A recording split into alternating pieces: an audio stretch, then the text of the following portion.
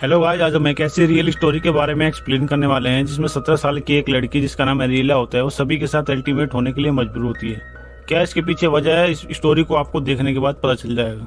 Movie की शुरुआत में हमें दिखाया जाता है कि एरियला एक बर्थडे पार्टी में आई हुई है और अपने दोस्तों के साथ काफी मस्ती कर रही है। फिर उसकी फ्रेंड्स मिलकर उसको जबरदस्ती से ड्रिंक पिला देती है। फिर वो अपने दोस्तों से कहती है कि मुझे चलना चाहिए क्योंकि घर पर मेरे मॉम डैड इंतजार कर रहे होंगे। लेकिन उसकी फ्रेंड कुछ मिनट और रुकने के लिए कहती है, पर इस पर वो गुस्सा होकर अकेले ही वहाँ से निकल आती है। फिर वो सुनसान जगह पर आकर अकेले ही खड़ी हो जाती है और वहाँ खड़ी होकर लिफ्ट मांग रही होती है। तभी एक कार आकर वहाँ रुकती है। उसके बाद वहीं दूसरी तरफ उसके पेरेंट्स को दिखाया जाता है जो बहुत ज्यादा परेशान हो रहे होते हैं, इसलिए वो घर पर से उसके फादर बाहर देख रहे होते हैं।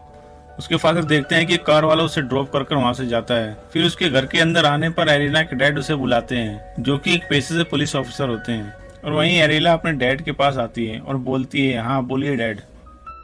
उसका डैड उससे पूछता है कि तुम घर कैसे आई। तभी एरियला कुछ बोलती नहीं है। एरियला के खामोश रहने पर उसका फादर उससे कहता है कि पैंट उतारो। तभी एलियना की मॉम कहती है, ये क्या कर रहे हैं आप। उसके फादर उसकी मॉम को चुप रहने के लिए कहते हैं क्योंकि उसके फादर के दिमाग में यही ख्याल आ रहा था कि उसकी बेटी बाहर किसी के साथ अल्टीमेट होकर आई है। एरियला ये सब देखकर बहुत शॉक हो जाती है और आंख में उसके आंसू आने लगते हैं और वो अपनी पैंट उतार देती है। ये देखने के बाद उसके फादर उसको वापस पैंट पहनने के लिए कहते हैं, लेकिन उसके फादर लेट आने की सजा देते हैं। वो स्टोर रूम में जाकर कैंची लेकर आते हैं और उसकी पैंट और टी शर्ट फाड़ देते हैं और घर से बाहर रोड पर खड़ा कर देते हैं और कहते हैं कि 6 बजे से पहले यहाँ से कहीं हिलना नहीं है। एरियला अपने फादर को इसके लिए धन्यवाद कहती है, लेकिन उसकी आंखों में आंसू होते हैं। वो सड़क पर अकेली होती है। वहाँ बैठे बैठे वो पत्थर से एक पेंटिंग बनाती है। अगली सुबह फिर से दिखाया जाता है कि उसके फादर उसके पास जाते हैं और फिर से एक पनिशमेंट देते हैं। पनिशमेंट ये होती है कि 1 मिनट में बेड और तकिए और चादर के ऊपर कवर चढ़ाना है। एरियला फिर कोशिश करती है लेकिन वो 1 मिनट में पूरा नहीं कर पाती। तभी उसके डैड का फोन आ जाता है और वो वहाँ से चला जाता है। फिर अगले सीन में दिखाया जाता है कि एरियला अपनी मम्मी और छोटी बहन के साथ एक टूर पर आए होते हैं और वो तीनों बहुत मस्ती भी करते हैं और पानी में साथ में नहाते हैं। वापस जाते वक्त अब एरियला गाड़ी ड्राइव कर रही होती है। तभी रास्ते में 2 बड़े पत्थर दिखाई देते हैं। उसकी मम गाड़ी से उतरकर बाहर जाती है। एरियला की मम गाड़ी को वहाँ से निकालने के लिए उसको इंडिकेशन देती है। तभी एरियला का पैर ब्रेक से हटकर एक्सीलेटर पर दब जाता है जिससे गाड़ी उनके ऊपर चढ़ जाती है। एरियला और उसकी छोटी बहन अपनी मम्मी को गाड़ी में लोड कर हॉस्पिटल लेकर आते हैं और तभी एक पुलिसमैन जो कि उसके फादर का दोस्त होता है वो एरियला के पास आकर कहता है कि आपकी मॉम कोमा में है और कहता है कि बहुत कम चांस है आपकी मॉम को कोमा से बाहर आने के। तभी एरियला अपनी मॉम को देखने जाती है तो वो देखकर काफी गिल्टी महसूस करती है। उसके बाद एरियला और उसकी छोटी बहन घर आती है। घर आने पर उनकी दादी खाना खाने को कहती है पर एरियला काफी रूड बिहेव करती है। वो खाना खाने से मना कर देती है। उसके बाद जब वो अपने फादर के साथ होती है तो उसका फादर बोलता है कि इसके लिए मैं कोई पनिशमेंट नहीं देना चाहता। उसके बाद जब एलियना अपने फादर के साथ होती है तो तब उसका फादर कहता है कि इसके लिए मैं कोई पनिशमेंट देना नहीं चाहता, इससे कोई हेल्प नहीं होगी। तभी एरियला कहती है कि मैं इसके लिए पनिशमेंट खुद ही ढूंढ लूंगी। तभी उसका फादर उसको चुप रहने के लिए कहता है और कार में बैठकर वहाँ से चला जाता है। लेकिन यहाँ एरियला बहुत ज्यादा गिल्टी फील कर रही होती है और अपने आप को पनिश करने के लिए वो कुछ भी करना चाहती है। वो वॉशरूम में जाती है जहाँ उसे टॉयलेट पेपर का बॉक्स मिलता है जिसकी मदद से वो अपनी पैंट को फाड़ देती है और वो फ्लाईओवर पर जाती है और गाड़ियों से लिफ्ट मांगती है पर कोई लिफ्ट देने के लिए तैयार नहीं होता। तभी कुछ देर बाद एक कार रुकती है जिसमें 4 लड़के होते हैं। वो एरियला को लिफ्ट दे देते हैं। वो अपने गाड़ी में उसके बीच में बिठाते हैं। उसके बाद वो उसका नाम पूछते हैं। वो अपना नाम माया बताती है। फिर वो अंताक्षरी खेलते हैं जिसमें एक वर्ड देते हैं जिस पर उन्हें गाना गाना होता है। फिर कुछ देर बाद वो एलियना से गाने गाने के लिए कहते हैं। फिर वो कहती है कि मुझे गाना गाना नहीं आता।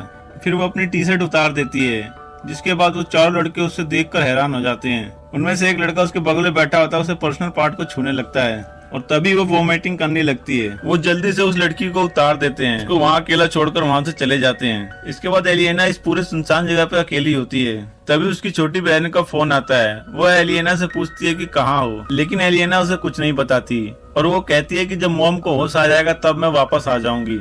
और वो अपनी छोटी बहन से कहती है कि तुम फादर से मत बताना कि हमारी बात हुई है, ये हमारा सीक्रेट होना चाहिए। पर उसकी छोटी बहन उससे कहती है कि फादर आपको ढूंढ लेंगे और तभी एलियना फोन काट देती है। तभी वो एक जंगल से गुजर रही होती है। उसको एक जगह मिलती है जिसके अंदर जाने लगती है। तभी वो गाड़ी की आवाज सुनती है और छुपकने की कोशिश करती है। उसके बाद उसका पैर एक ट्रैप में फंस जाता है। वो गाड़ी वहाँ रुक जाती है। गाड़ी से एक लड़का उतरकर आता है। उससे पूछता है कि क्या आप ठीक हो, जिस पर एलियना गुस्से में कहती है कि मुझे किसी प्रकार की हेल्प की जरूरत नहीं है। वो कटर से उसके ट्रैप को खोलने लगता है और वो खोलकर जाने लगता है। वो लड़का उससे कुछ पूछने लगता है, तभी एलिना गुस्सा हो जाती है। एलिना उसे यहाँ से जाने को कहती है। गाड़ी वहाँ जाने लगती है तो वो गाड़ी पर पत्थर मारती है। फिर उसे गाड़ी में बैठा लेते हैं। फिर वो उसे अपने फार्म पर ले जाते हैं, जहाँ वो लड़का उसकी सैंडल को चिपकाने की कोशिश कर रहा होता है। तभी लड़का उससे पूछता है कि आपका नाम क्या है।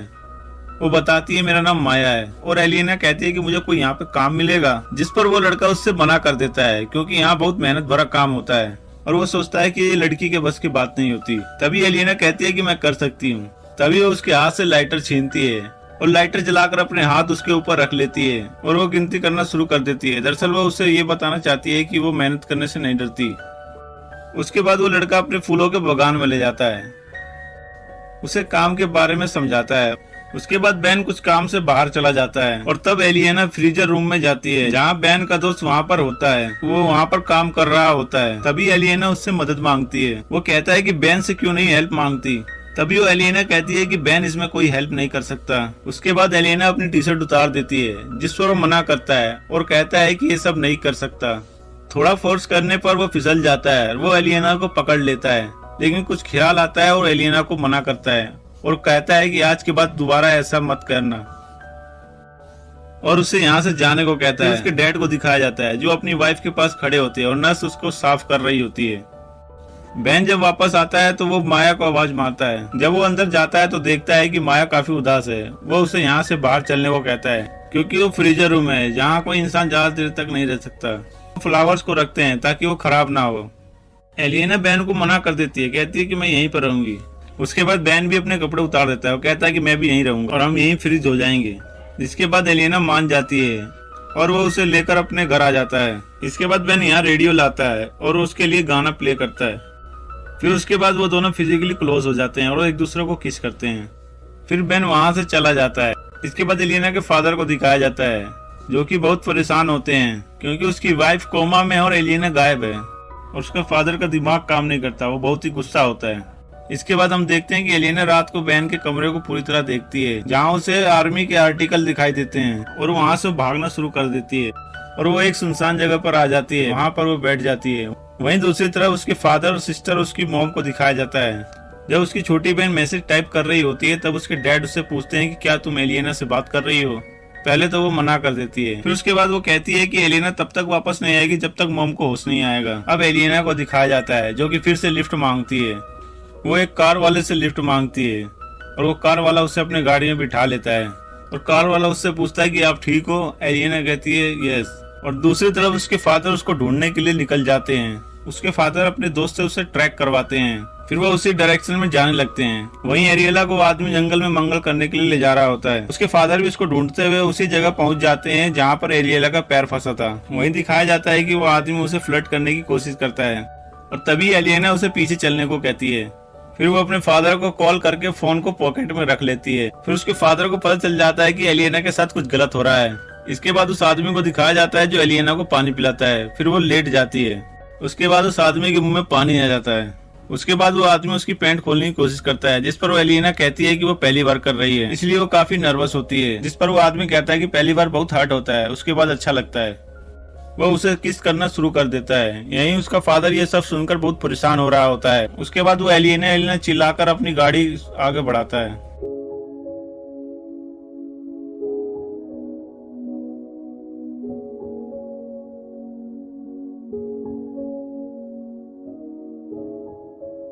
फिर उसका फादर एक गाड़ी को देखता है और वो उसी की तरफ जाता है। कार वालों को लगता है कि कोई आ रहा है। वो गाड़ी स्टार्ट कर वहां से भाग जाता है और एलिना उस गाड़ी से कूद जाती है। फिर उसके फादर को रियलाइज होता है कि उसने बहुत बुरा किया था। ऐसा पनिशमेंट नहीं देना चाहिए किसी भी माँ बाप को। इसके बाद दोनों गले मिलते हैं। फिर वो हॉस्पिटल में आते हैं, जहाँ एलिना अपनी मम्मी के साथ होती है और इसी के साथ